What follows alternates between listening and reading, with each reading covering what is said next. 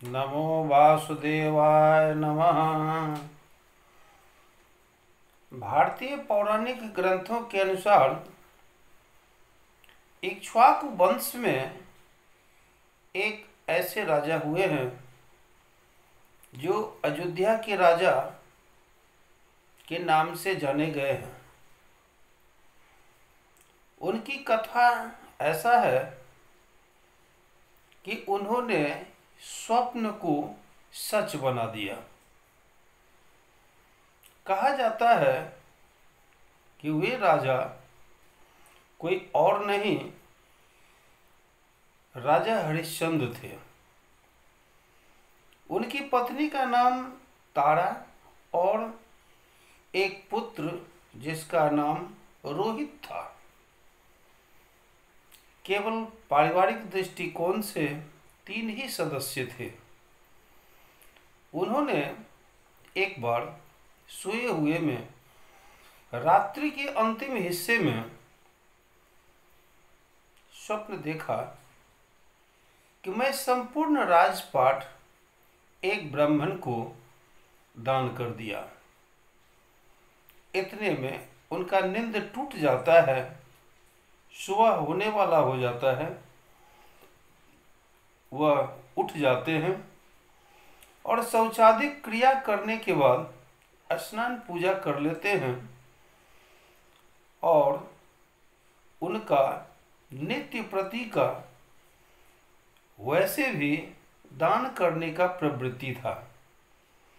बिना कुछ दान किए हुए वे अपने मुख में जरा भी कोई अन्न या जल ग्रहण नहीं करते थे। उस दिन भी ऐसा ही किए।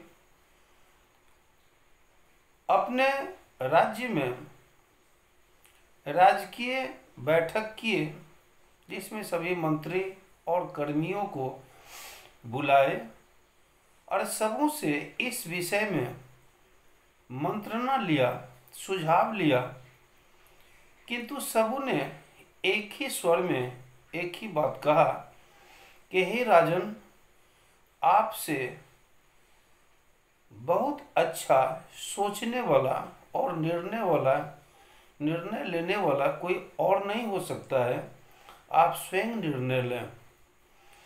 उन्होंने सोचा कि जब हम स्वप्न में दान कर ही दिए हैं तो सच में दान कर ही देना चाहिए। इस बात को लेकर वह मन में संकल्प करते हैं अब हमें किसी ब्राह्मण का तलाश करना चाहिए और राजपाट दान करना चाहिए। इतने में ऋषि विश्वामित्र वो राजकीय निवास पर पहुंचते हैं। उनको देखते हुए ये बहुत प्रसन्न हो जाते हैं और उन्हें बैठाते हैं। उनके साथ 1100 शिष्य भी था। उन सबों को यथोचित सादर स्वागत के साथ बैठाया और भोजन कराया।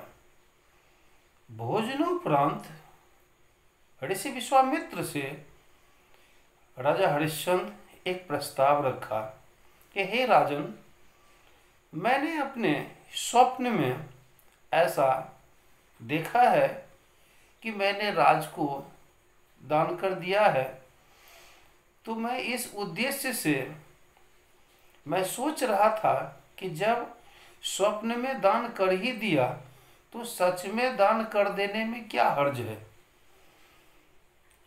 किंतु ब्राह्मण की तलाश में मैं अब जाता, इतना ही में आप आ ही गए हैं तो आपसे अधिक अच्छा और कौन हो सकता है। क्या आप मेरा दान स्वीकार करेंगे? उन्होंने कहा कि हाँ राजन, मैं स्वीकार करूंगा, मेरा स्वीकार है, किंतु पहले आपने भोजन कराया है। इस भोजन का जो संस्कृति के अनुसार भोजनोपरांत भोजन दक्षिणा देने की विधान है, वह पहले मुझे मिलना चाहिए। अब राजा कहते हैं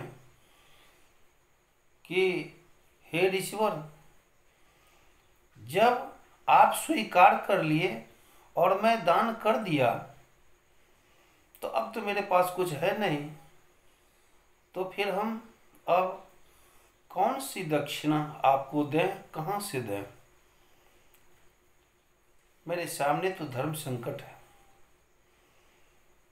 इतना ही में ऋषि विश्वामित्र कहते हैं, मैं तुम्हें समय देता हूँ 1 महीना का, इसमें कोई व्यवस्था करके मुझे दक्षिणा चुकाओ। ये राजा हरिश्चंद्र इतना पर भी बहुत खुश हो जाते हैं और कहते हैं कि हे ऋषिवर, आपने बहुत कृपा की। और वे अपने राजसीय वस्त्र को हटा दिया, पत्नी को ले लिया, पुत्र को ले लिया और काम खोजने के लिए चल दिया कि कमा करके मैं पहले दक्षिणा चुकाऊंगा। और विश्वामित्र कह दिए थे कि मैं 1100 ब्राह्मण हूँ, इसलिए एक स्वर्ण मुद्रा भी अगर मुझे मिलेगा तो 1100 होगा, इसलिए मुझे 1100 स्वर्ण मुद्रा चाहिए। राजा हरिश्चंद्र इसको स्वीकार कर लिए थे। जब राज्य से निकलते हैं और आगे बढ़ते हैं तो ऋषि विश्वामित्र उनसे कहते हैं, सुनो राजा हरिश्चंद्र, अब तो तुम राजा नहीं रहे, लेकिन मेरे राज्य में तुम काम नहीं कर सकता है, नौकरी नहीं कर सकता है, इसलिए तुम मेरे राज्य से निकल जाना। उन्होंने कहा वैसा ही होगा। वह घूमते घूमते काशी पहुँचे। काशी के विषय में आज भी पौराणिक ग्रंथों में उल्लेख है कि काशी किसी राजा के अधीन नहीं रहा। काशी सदैव भगवान शंकर के द्वारा संचालित रहा है। वहाँ के राजा भगवान शंकर हुए हैं, इसीलिए वह जो महादेव हैं, काशी के जो महादेव हैं, जो 12 ज्योतिर्लिंग में भी आते हैं, उनका नाम भी विश्वनाथ है, क्योंकि वो केवल वहीं के नहीं, संपूर्ण विश्व के होते हुए काशी के एक क्षत्र राजा हैं। तो हरिश्चंद्र वह भगवान शिव के नगरी में पहुंच गए। यहाँ पहुंचने के बाद काम ढूंढने लगे। दुर्भाग्यवश उन्हें 30वां दिन आज बीत रहा है। वह 10 बजे ऋषि विश्वामित्र उन्हें याद दिलाते हैं कि हरिश्चंद्र, आज तुम्हारा अंतिम दिन है दक्षिणा चुकाने का, इसलिए आज मुझे दक्षिणा चाहिए। राजा हरिश्चंद्र अब तो राजा है नहीं, केवल हरिश्चंद्र हैं। उन्होंने कहा कि हे ऋषिवर, चंद टरे सूरज टरे, टरे जगत व्यवहार, पै दृढ़ श्री हरिश्चंद्र के टरे न सत्य विचार। मैंने आपको कह दिया तो आज सूर्यास्त से पहले आपको दक्षिणा चुका दूंगा। वो चले गए। इसके बाद ये ढूंढने चले कि अब मैं क्या करूं, कहाँ जाऊं। इतने में उनकी पत्नी तारा कहती है कि हे प्रिय, मुझे बेच दीजिए और बेचकर आप ऋण मुक्त हो जाइए।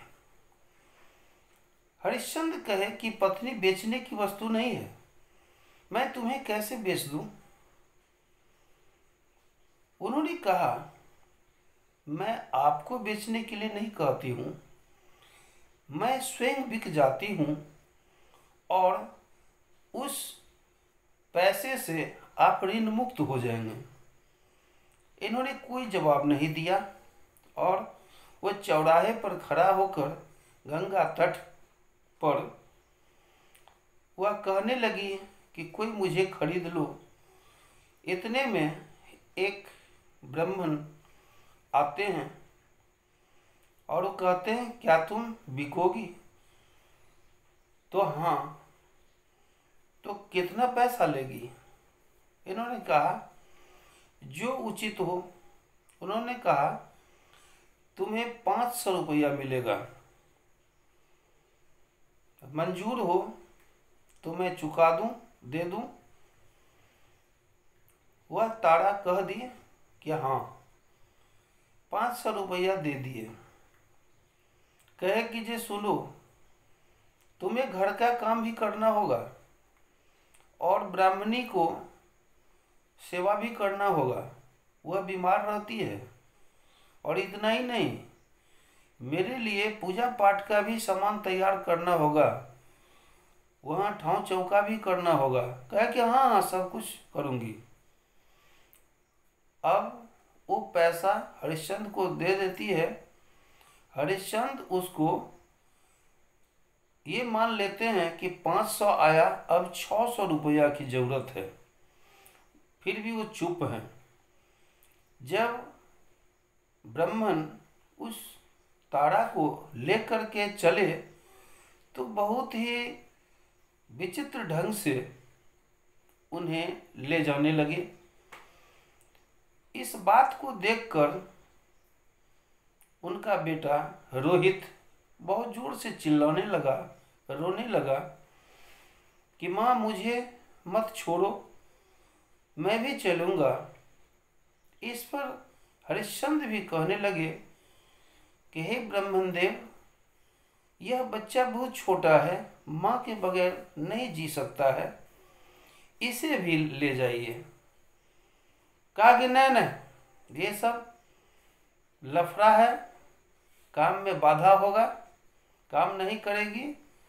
माँ बेटा के रहने पर वो बच्चा खिलाने से फुर्सत नहीं होगा, काम धाम नहीं कर पाएगी, इसीलिए हम नहीं ले जाएंगे।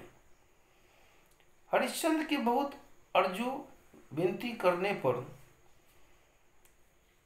ब्राह्मण ने स्वीकार कर लिया। पूछा, इस बच्चे का कितना लोगे? मैं 100 रुपया दूंगा। मान लिया, 100 और दिया, 600 हो गया। राजा हरिश्चंद्र के हाथ में 600 आया। माँ बेटा उधर ब्राह्मण के साथ चल देते हैं, वहाँ अपना घर का काम करने लगते हैं, जो ब्राह्मण का आदेश होता है उसका पालन करते हैं। इधर हरिश्चंद्र अब 500 रुपया का जुगाड़ करना है। तो इन्होंने सोचा कि मैं भी अगर बिक जाऊं तो पैसा पूरा हो जाएगा। ये भी उसी गंगा तट पर चौराहे पर जोर जोर से कहने लगे कि मैं हरिश्चंद्र बिकने के लिए तैयार हूँ, कोई अगर खरीदने वाला हो तो मुझे खरीद कर मेरा उपकार कर दे। इतना ही में एक डोम चंडाल आता है और कहता है कि मैं खरीदूंगा, तुम चलोगे मेरे साथ?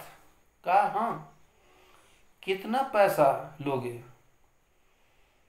कहा जितना आप दीजिए। उसने भी कहा 500 रुपया मिलेगा।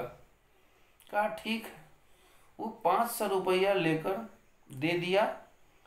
अब समय भी दिया, ये रुपया लेके जाओ और 1 घंटे में तुम वापस आ जाओ, मैं यहीं पर रहता हूँ।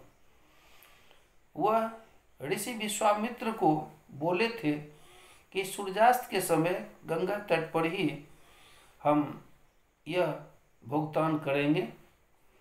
इसलिए शाम का समय पहुंच चुका था। ऋषि विश्वामित्र भी उपस्थित हो चुके थे।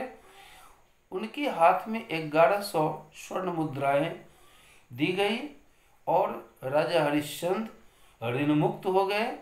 वहां से चंडाल के साथ चले और वो चंडाल के साथ जब पहुंचते हैं काशी के उस स्थान पर, उस नगरी में जहाँ की नित्य प्रति हजारों हजार पार्थिव शरीर को जलाया जाता है, वह श्मशान है। आज भी वह क्रिया जारी है और उस समय भी था।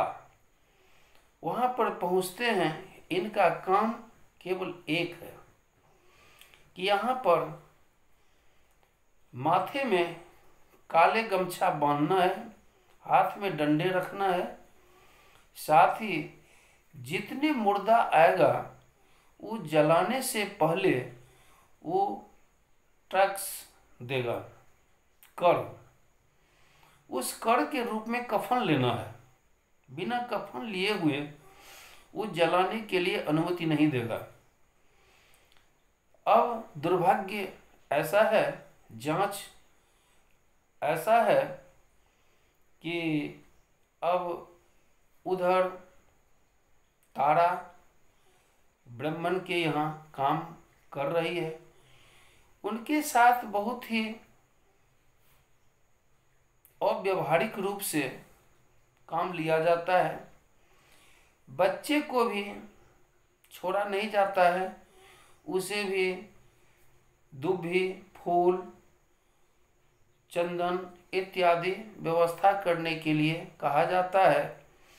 बच्चा नित्य प्रति फूल तोड़ने के लिए जंगल में जाता है, वहाँ से लाता है।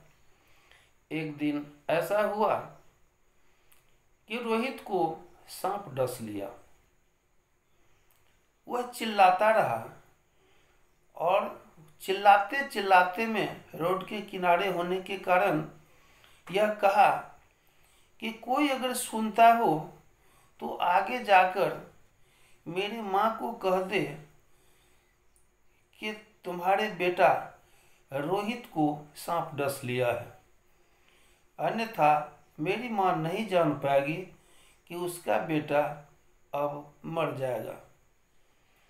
एक व्यक्ति आ रहा था, उसने सुना और वो आगे जाकर वो तारा को कह देता है कि तुम्हारा बेटा रोहित नाम का कोई लड़का है जो ऐसा ऐसा उसके साथ हुआ है, सांप डस लिया है, अब वो नहीं जिएगा, जाके देख लो। वह रोते रोते जब चलने लगती है तो ब्राह्मण देवता कहे कि ये सब काम नहीं होगा, पहले घर का काम कर लो, मेरे पूजा पाठ का सब इंतजाम कर दो, इसके बाद देखा जाएगा। वह सुबह का बच्चा शाम तक माँ के आंख से ओझल में ही रहा।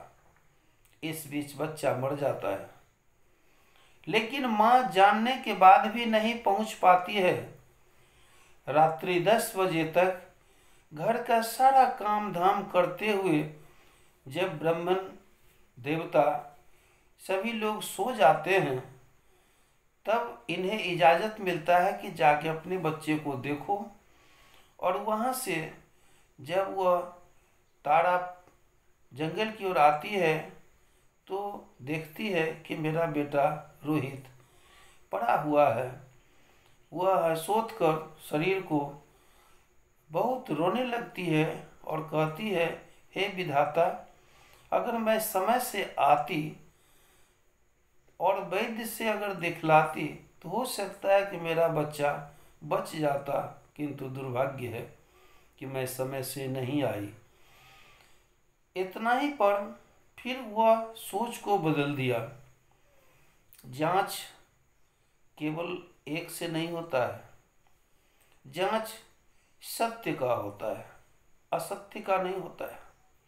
असत्य तो स्वयं सिद्ध वस्तु है, सिद्ध तो करना होता है सत्य का।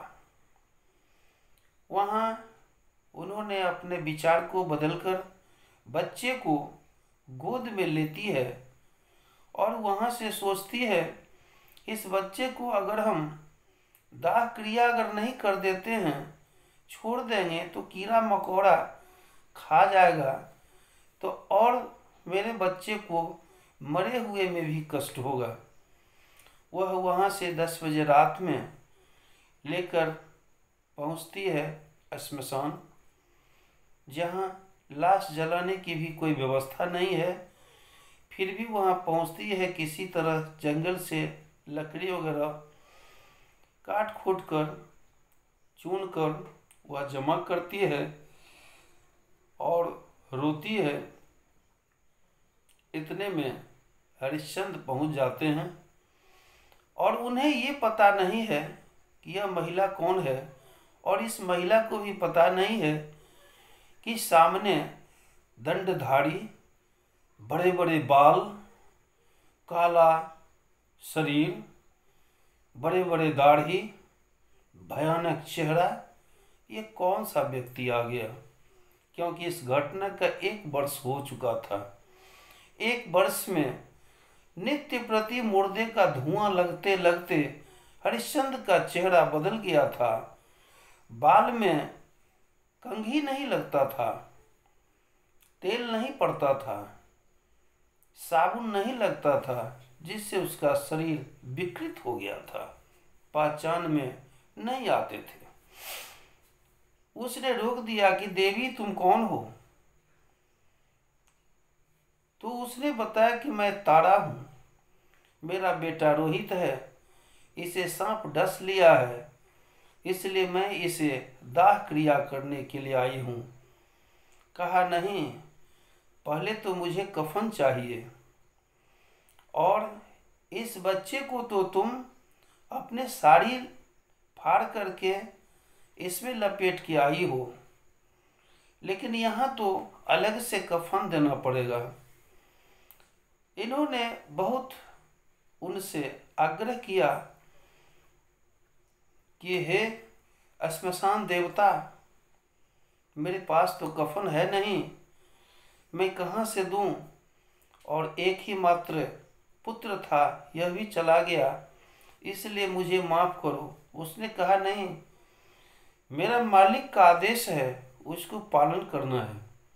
बिना कफन लिए हुए तुम्हें अग्नि संस्कार नहीं करने दूंगा।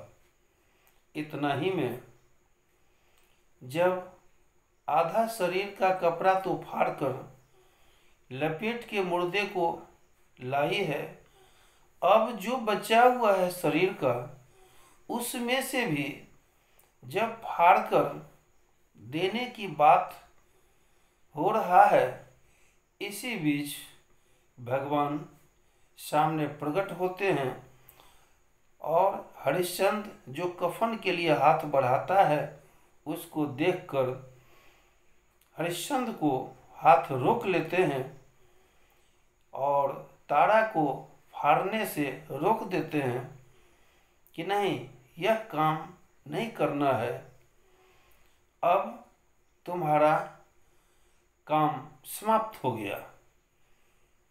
वो प्रकट होते हैं, पहले तो आवाज हुआ, पुनः प्रकट होते हैं और प्रकट होकर के वह कहते हैं कि मैं तुम्हें जांच कर रहा था कि तुम वास्तव में सत्यवादी हो या असत्य को भी धारण करने वाला हो, लेकिन आज यह मान्य हो गया कि तुमसे बड़ा सत्य बोलने वाला इस धरती पर न कभी हुआ, न आगे भविष्य में किसी युग में हो पाएगा, क्योंकि तुम्हारे बारे में स्वयं देवाधि देव इंद्र के यहाँ स्वर्ग में गुरु वशिष्ठ और विश्वामित्र को युद्ध हुआ था, जिसमें विश्वामित्र कहे थे कि मैं आपके शिष्य जो हरिश्चंद्र है, जिस पर आपको यह अभिमान है कि मेरा शिष्य कभी झूठ नहीं बोल सकता है, उसे झूठ अवश्य बुलवा दूंगा। इसीलिए यह तमाम रचना विश्वामित्र का था। इसलिए हे हरिश्चंद्र, मैं तुम्हें यह मुक्त करता हूँ और तुम जाओ, राज करो।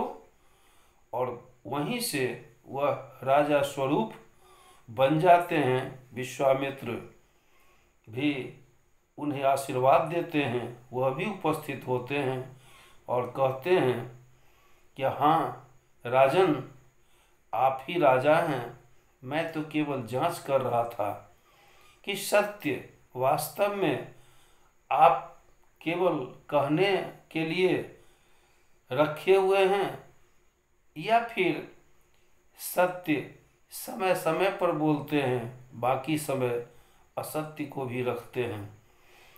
इसीलिए जो जांच होता है वह अच्छे लोगों के साथ होता है। जो अच्छे व्यक्ति होते हैं उन्हीं की जांच है, उन्हीं की परख है, उन्हीं की नाम है और उन्हीं पर दुनिया भी है। असत्य का नाश होता है, असत्य का नाम नहीं होता है।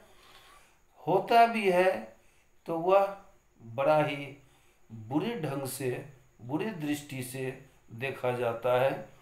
शेष अगले अंकों में।